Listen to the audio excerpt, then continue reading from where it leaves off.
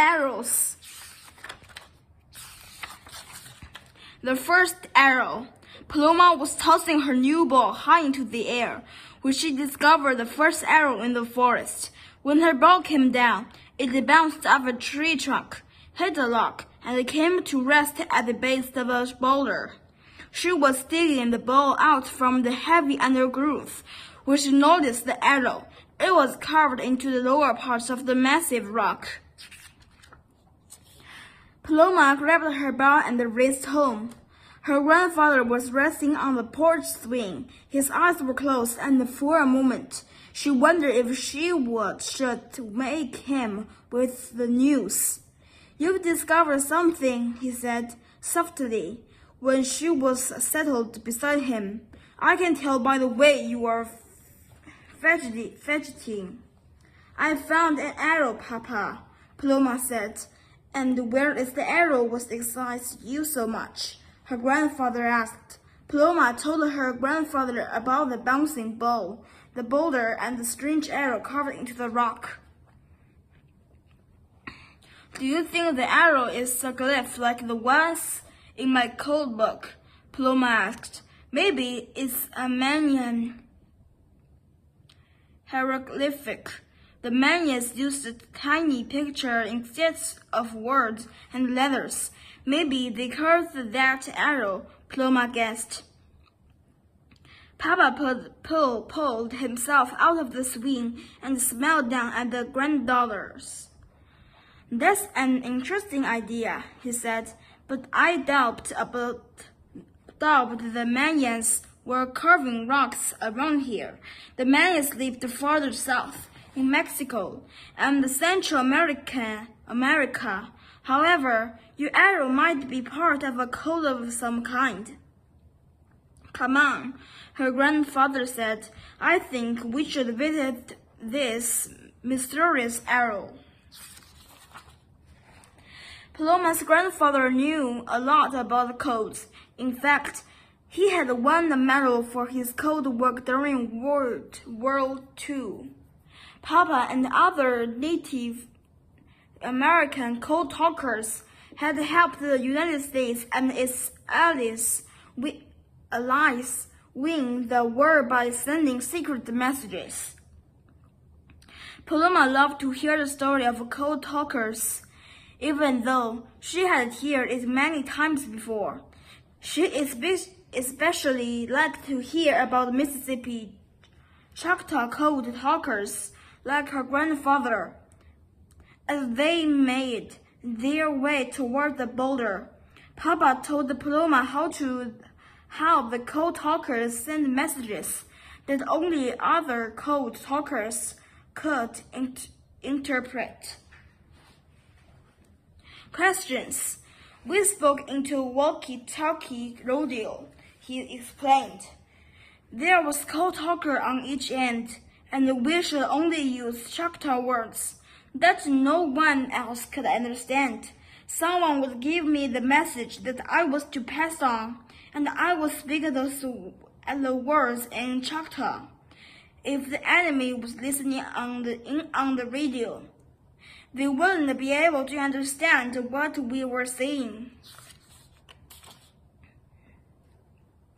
But Paloma and her grandfather arrived at the boulder. They knelt, and Paloma pointed to the roughly carved arrow. "What do you think it means?" she asked. Papa ran his finger back and forth over the carving. "I'm not sure," he said. "It's a very old carving, but it's hard to determine its age. It takes a lot of time and effort to figure out how old something like this is." Paloma stared at the arrow for a long time. Suddenly, she had an idea. "I know," she shouted.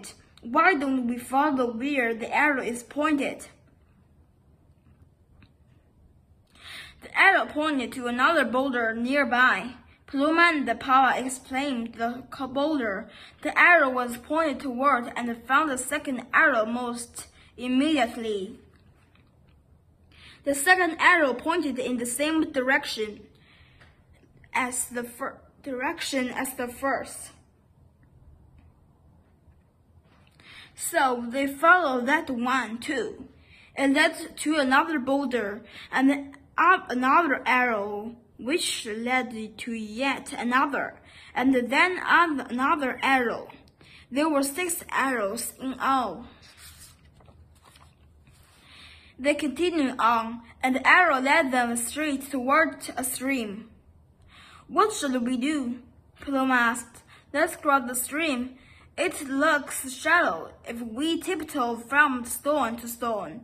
Maybe we'll find another arrow on the other side. Hold my hands tight. We'll cross together. Answers. They crossed the stream, holding hands stepped carefully. When they reached the other side, they almost crashed into the next boulder. It was hidden in the grove of old pine trees. I found something, Paloma shouted as she leaned closer to the boulder and scraped off some moss with their finger. It's not an arrow at all. A bunch of letters are carved in the bottom of the boulder. I wonder if we can make them out. I'm afraid you'll have to read them to me. Papa stood up slowly and rubbed his knees. My eyes are too old to make out those tiny letters. I'm afraid my knees aren't too good either. Paloma leaned closer to the boulder and studied the letters. They don't make any sense, she said. I'll read them to you, but I don't think they mean anything. Paloma read each letter out loud very slowly. G, P, M, M, P, X, U, I, F, E, S, J, O, L, J, O, H, H, P, V, S, E. What do you think the letters mean? Paloma asked. I'm not certain, Grandpa said, but I think it's a cipher. Paloma knew what a cipher was. It was a code that substituted letters or numbers for the real letter in message. She knew ciphers were used in wars to keep the enemy from learning about the battle plans. Now they had to crack the code. Do you see the cipher in a war? Paloma asked. I saw them used in World War II. Ciphers that substitute letters for another letters have been used since in the time in Julius Caesar, more than 2,000 years ago, said Grandpa.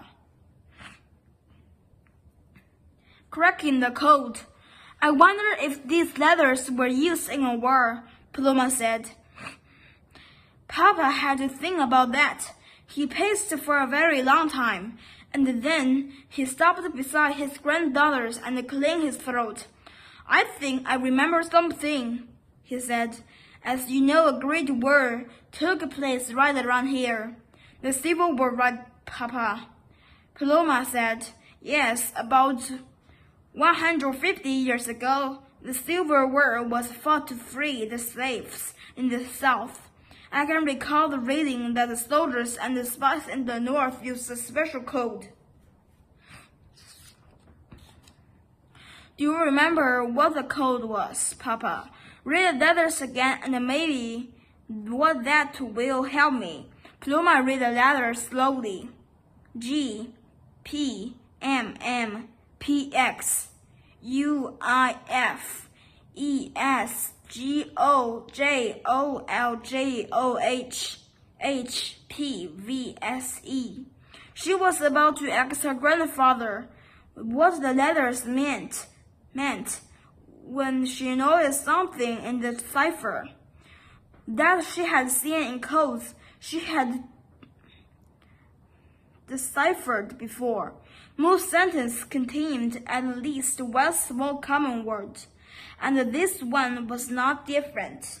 I think I see some interesting letters, she said. Let's see the letters from words. One of the words with 3 letters. Let's guess that is a common word, like and, suggested Papa. Paloma and Papa were quiet for several minutes as they thought about the 3 letters. I don't think it's end, Papa said. The letters don't make sense. Maybe the letters UIF stand for the in some way, Paloma said. Papa smiled. What letter comes before U in the alphabet? He said. T, Paloma said, and the letters H come before I, and the letter E comes before F. This is a substitute letter cipher, Papa. Yes, I remember now. During the Civil War, some northern spies used a code called the advanced cipher. They advanced each letter 1 letter of the alphabet. The drinking group. Once they cracked their code, it was not difficult to read the message. I know what it says, Papa. It says, follow the drinking gourd. But I don't know what the message means. Do you know what it means? The drinking gourd is the group of the 7 stars, now called the Big Dipper, which can always be found in the northern sky. Escaping slaves follow the drinking gourd from the safe house.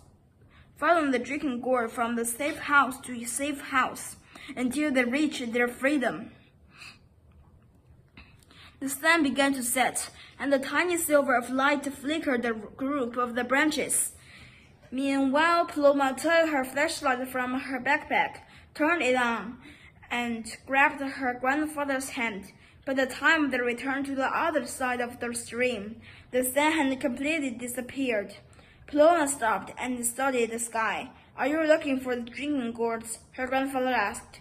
There it is. Paloma pointed to the bright shape in the sky. Shall we follow it?